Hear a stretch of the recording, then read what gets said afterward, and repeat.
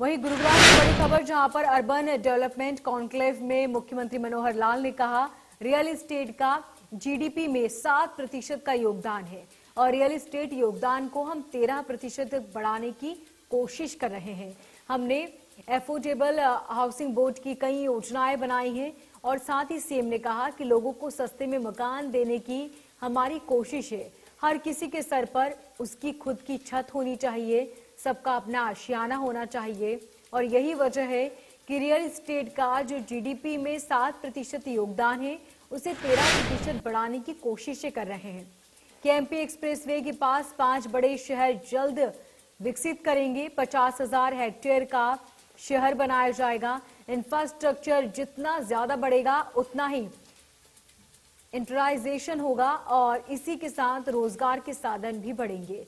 अब हरियाणा में किसी तरह की जमीन नहीं मिलती, अब शहरों में जमीन महंगी हो चुकी है। प्रदेश के सभी 24 मीटर रोड को जल्द बनाया जाएगा।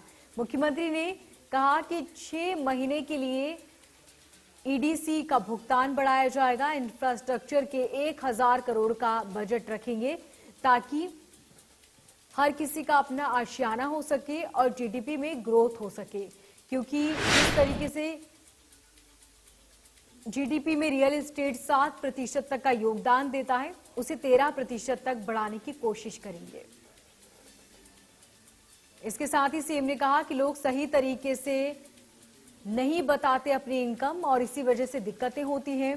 किस तरह से कहां पर किसे परेशानी है, क्योंकि हरियाणा में अब शहरों में मकान मिलना मुश्किल होता है क्योंकि बहुत ज्यादा आबादी है और ऐसे में हम कोशिश कर रहे हैं कि वहां मौजूद हर व्यक्ति को अपना आशियाना मिल सके और यही वजह है कि सीएम ने कहा केएमपी एक्सप्रेसवे के पास 5 बड़े शहर जल्द ही विकसित किए जाएंगे।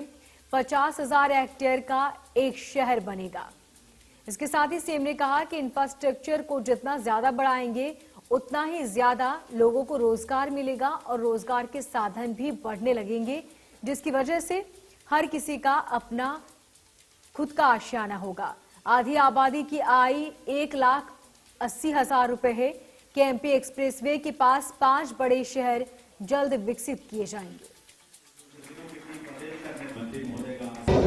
देखिए मित्रों, समय के हिसाब से, आवश्यकता के हिसाब से और जैसे जैसे विकास की गति आगे बढ़ती है, नई योजनाएं, नई पॉलिसीज बनानी पड़ती हैं। तो उस नाते से यहाँ की जो रियल एस्टेट की कम्युनिटी है या यहाँ पर जितने रेजिडेंट्स हैं, उन सब का जो स्मूथ वर्किंग चले उसके लिए टाउन कंट्री प्लानिंग और रेरा, इन दोनों ने अपने अपने सिस्टम से की भी जो बिल्डर्स हैं अपनी बिल्डिंग बनाने के बाद आरडब्ल्यूएस को जो हैंडओवर करते थे उसकी कोई निश्चित पॉलिसी नहीं थी। बहुत झगड़े आरडब्ल्यूए के और बिल्डर्स के आपस में बने रहते थे।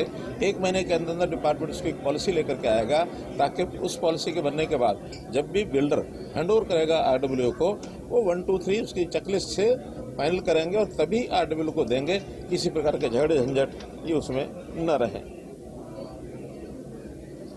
ईडीसी के भुगतान के लिए जो एक पहले समय सीमा तय की गई थी, उनकी कुछ रियायतें दे करके वो समय सीमा समाप्त हो गई थी। आज उसको भी 6 महीने के लिए आगे बढ़ा दिया है ताकि जो रियायतें हैं वो 6 महीने तक और भी मिलेंगी उनको। जो पेनल्टी और इंटरेस्ट है 75% की रियायत उसमें दी गई है, तो उस पॉलिसी को भी 6 महीने के लिए और बढ़ा दिया गया।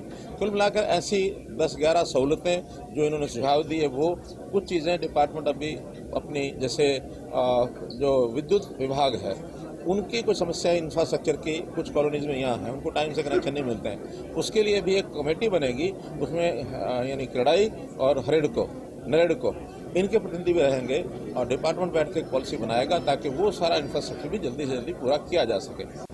इसमें भी कुछ सुझाव आए हैं कि उन बिल्डिंग कोड के अंदर बढ़कर किया जाए और खास करके जैसे एक दुर्घटना हुई है अभी, इस दुर्घटना को ध्यान में रखते हुए और उसका जो रेगुलर उसकी जाँच ये किसी न किसी एजेंसी से कराई जाए, तो इसके माध्यम से बिल्डिंग सेफ्टी ये सुनिश्चित की जा सकेगी। बिल्डिंग सेफ्टी के कोड भी ये अलग से बनाए जाएंगे। लाइसेंस लेने के बाद लोगों को, यानी बिल्डर्स को अपनी बिल्डिंग को शुरू करने में कई बार बहुत समय लगता है, साल, 1.5 साल, 2 साल भी लग जाते हैं।